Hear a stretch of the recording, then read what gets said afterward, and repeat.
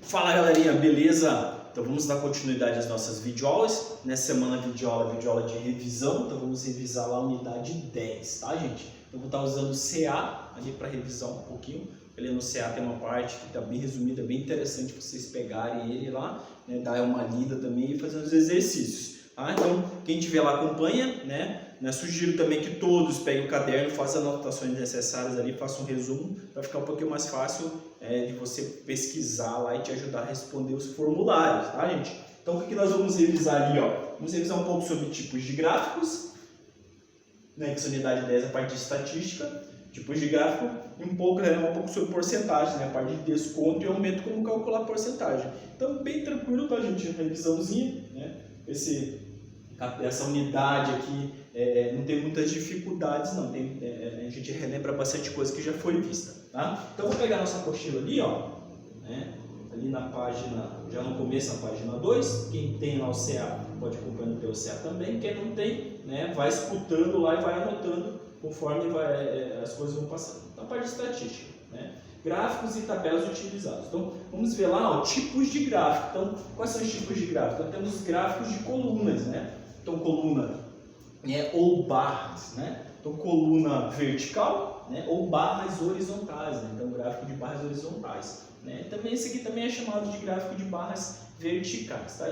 Qual que é a diferença dos dois? A diferença é que o valor é quantitativo, o valor numérico, para ser um gráfico de coluna, ele fica no eixo vertical, que é no eixo Y. E as importâncias ficam no eixo horizontal. Então, quando isso acontece, ou seja, quando a variação numérica está na vertical, então eu vou ter barras verticais, eu vou ter colunas, tá? Então, esse é o gráfico de colunas ou barras verticais. E quando eu mudo, ou seja, o valor quantitativo está no eixo horizontal, ou seja, no eixo X, né, e as importâncias no outro eixo, então eu vou ter um comprimento aqui, ó, horizontal. Então, eu vou ter um gráfico de barras horizontais, tá? Porque o que vai variar o valor numérico, então, vou variar a distância horizontal aqui. E aqui ela vai estar variando a altura, ó. Então, eu vou ter colunas, eu vou ter barras. Então, esses são os dois tipos de gráficos, são similares, tá? Os dois têm o mesmo efeito, tá? Então, a diferença só é a posição dele. Ou ele vai estar na vertical, então, gráfico de colunas, ou vai estar na horizontal, gráfico de barras horizontais. Tranquilo, gente? Então, aí, lógico, o que nós temos que identificar também são os elementos, né? Então, sempre vou ter o título do gráfico. Então, por exemplo, esse gráfico aqui é o consumo de energia elétrica de uma residência no primeiro semestre, então, nos 6 primeiros meses, né?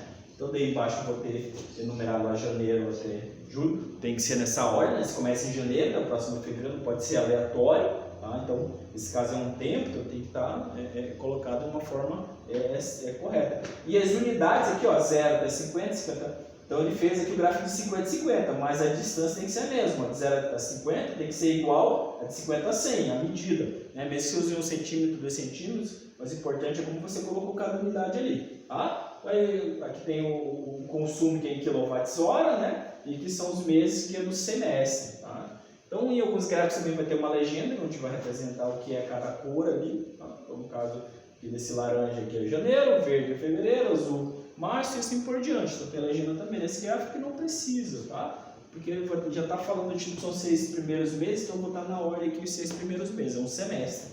Tranquilo, gente? Aí o gráfico de setor, gente, né? O gráfico de setor é aquele gráfico de pizza, onde cada divisão dessa aqui, cada ângulo aqui, ó, vai ter uma abertura. E essa abertura aqui, ó, é chamada de setor. Esse gráfico é bom para comparar poucos valores e conseguir visualizar aquele valor que tem maior destaque, né? Então, por exemplo, esse valor, esse setor aqui que é o maior, o amarelo aqui, ó, né? Ensino superior completo, tá? Então, esse gráfico aqui de setores proporciona uma melhor visualização das relações entre as partes e o todo, né? Então, do total, qual que é a maior parte? Esse é o amarelo, que é de 42%, né? No caso desse exemplo aqui, ó, é grau de escolaridade dos funcionários de alguma empresa, né? Então, o maior grau de escolaridade dos funcionários é de 42%, é no ensino superior completo. Então, esse é um ensino superior completo, esse é a maior. É a menor, que qual seria aqui, ó, esse verde 8%, que é ensino fundamental. Então, só 8% dos funcionários dessa empresa aí tem ensino fundamental, tá? Gráfico de linhas, vamos descer depois, a gente só volta ali para ver o pictograma. O gráfico de linhas. Então, esse gráfico de linha, gente, ele geralmente é usado para quando eu comparo a variação de valores conforme o tempo vai passando, tá? Então, por exemplo, aqui, ó, esse gráfico aqui, ó, o que ele diz aqui pra gente? O gráfico a seguir mostra a evolução dos resultados do Brasil no Programa Internacional de Avaliação de Estudantes, tá? De 2006 a 2015, o qual representa a pontuação nas 3 áreas avaliadas: matemática, leitura e ciências, tá? Então, ele avalia essas 3 áreas, ó. Essa linha azul aqui, ó, representa a matemática, a vermelha, né, a literatura e a verde as ciências, tá? Então, em 2006, ó, eles estão nessa pontuação aqui, ó, matemática 370, né, ciências 390 e literatura 393. Então tem uma variação, ó, daqui ele subiu um pouco, ele manteve, subiu mais um pouquinho e desceu, né, em 2015, ó. Então em matemática teve queda, e aqui, ó, em literatura e ciência se manteve, ó, tá? Ela continuou estável ali até de 2012 a 2015. Então o gráfico de linhas ele é usado mais facilmente usado e é melhor para a visualização da variação de resultados conforme o tempo vai acontecendo. O tempo sempre fica na horizontal, né? Então, numa ordem cronológica ali, ó, ele fica na horizontal. Aí que vai variar é o valor numérico, o valor quantitativo. Daí a gente consegue ver essa variação, subindo, descendo, mantendo, se continuar na horizontal, a reta. Então, na verdade aqui não, né? Assim, agora que eu observei aqui, ciências, ele caiu de 412 para 401. Quem manteve foi literatura, 407 em 2012 e em 2015, 407 também. Tá? Então, esse é o gráfico de linhas. Pictograma. Pictograma ele é usado, esse aqui de cima, ó. Opa, aparece um negócio aqui. Né? É esse aqui, ó. Tá? Deixa eu subir mais um pouquinho aqui. O pictograma ele é representado por figuras que representam uma quantidade. Tá? Então, por exemplo, aqui, a quantidade de brinquedos arrecadados por uma turma. Então, aqui a quantidade de brinquedos foi representada por essas pecinhas de montar. Então, e cada pecinha tem um valor. Ó. Então, é importante no pictograma você indique, né, o que cada figura representa. Então, esse cubinho amarelo aqui, ó, corresponde a 4 brinquedos. Então, cada cubinho que está aqui é 4 brinquedos. Então, tem uma quantidade ali, vai ser 4 brinquedos. O verdinho, ó, esse paralelepípedo pequenininho, corresponde a 2 brinquedos. Então, aqui, ó, tem 2 brinquedos. Esse vermelhinho corresponde a um brinquedo só. Então, um brinquedo só. Então, daí eu tenho as turmas aqui, no caso aqui do título, quantidade de brinquedos arrecadados por uma turma, né, por turma. Então, cada turma tem uma quantidade ali e cada desenho desse aqui tem uma quantidade específica. Então, por exemplo, esse aqui, ó, 1, 2, 3, 4, 5, 6, 7, 8 cubinhos desses. Cada um vale 4, 8 vezes 4, 32. Então, vocês estão arrecadando 32 brinquedos. Tá? Então, o pictograma é uma forma visual que representa um desenho que representa o assunto que é tratado. No caso, brinquedos, daí ele colocou o desenho como aqueles pecinhos de montar para representar brinquedo, uma quantidade.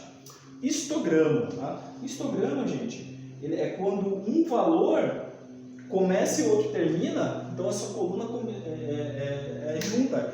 Ele não é um gráfico, ele é parecido com um gráfico de barras de colunas, mas não é. Tá? Porque o de colunas ele é separado, ele é independente. Então a primeira coluna é independente da segunda. Nesse aqui não, é quando um valor começa e termina.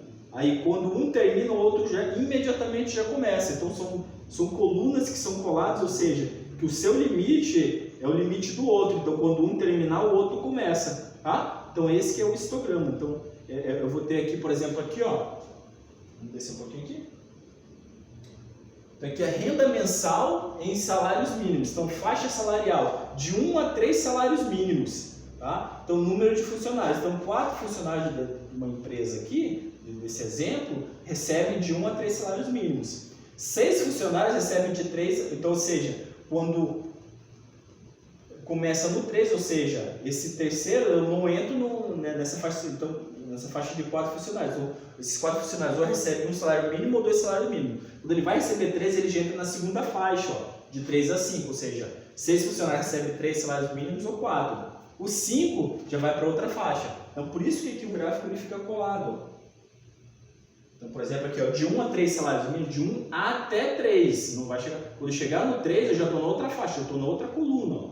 Então, de 3 a 5, o 5 já está na outra coluna. Tá? E assim por diante. Quando um termina, o outro imediatamente começa. Tá? Então, isso que é o histograma, tá, gente? É quando eu coloco o início e um fim. E o fim de um é o início do outro. Tá? É o histograma. Tranquilo, galera? Vamos ver um pouco sobre porcentagem aqui, gente. Ó. Então, porcentagem, tá? Sempre que quiser calcular a porcentagem de alguma coisa, vamos direto ali para o nosso exemplo aqui, ó. Né? Quando quiser, por exemplo, saber uma porcentagem de um valor total. Então, 25% de 400, tá? Então, lembrando que 25% é 25 divididos por 100. Então, tá aqui. Eu faço uma multiplicação. Esse D indica que é um produto. Então, o produto da porcentagem pelo total. Então, 25% de 400 é 25% vezes 400. E lembrando que 25% é 25 divididos por 100. Tá? Posso usar na forma de fração. Ou posso transformar na forma decimal também. Posso colocar 0,25 vezes o total. O resultado vai ser o mesmo. Vezes 100 é interessante porque eu tenho 0 e 0, posso simplificar. 400, 2 zeros aqui, 2 zeros aqui. Então, 4 sobre fica 4. Então, só multiplicar 4 vezes 25, que é 100. Então, 25% de 400 é 100, né? Ou você multiplica 25 vezes 400, né? Vai dar um número, aí divide por 100. Aí você vai chegar no resultado 100 ali. Beleza, gente? O acréscimo é quando eu vou aumentar de 100% um valor, né? Então, por exemplo, eu tive um acréscimo de 25%. Então, ou seja, eu vou ter um 1 que é 100% e 0,25 que é de 25%. Então, eu tenho 1,25. Esse 1 indica o 100%. 0,25 é 25%. Somando, então, aumentei os 100%. Então, isso é um acréscimo. Então, eu vou fazer, no caso aqui, o acréscimo de 25%, eu vou fazer 125% de um valor. Tá? Vou estar aumentando esse valor aí. É mais que o inteiro. Desconto, estou diminuindo o valor. Né? Então, desconto de 25% é o inteiro menos 0,25, ou seja, 75%, 0,75. Ou seja, eu vou estar multiplicando o desconto aqui pelo total, 0,75, quando eu falo que é um desconto. Tranquilo, gente? Tá bem simples o cálculo, tá? Sempre que eu quiser fazer um aumento ou um desconto, eu vou aumentar de 100 para ser 125, e o desconto eu vou subtrair de 100, no caso aqui seria 75%. Beleza? E o cálculo é só fazer essa multiplicação aqui, a porcentagem, né, vezes o valor total. E é isso aí, gente. Espero que tenha dado para relembrar um pouquinho aí do que nós vimos nesse bimestre. Então, vai bem tranquilo essa unidade. Né? Quem já tiver confiante de responder o formulário, pode responder o formulário. Quem não tiver, espera a live lá de terça para a gente ir tirando algumas dúvidas que restar. Beleza, galera? Até a próxima!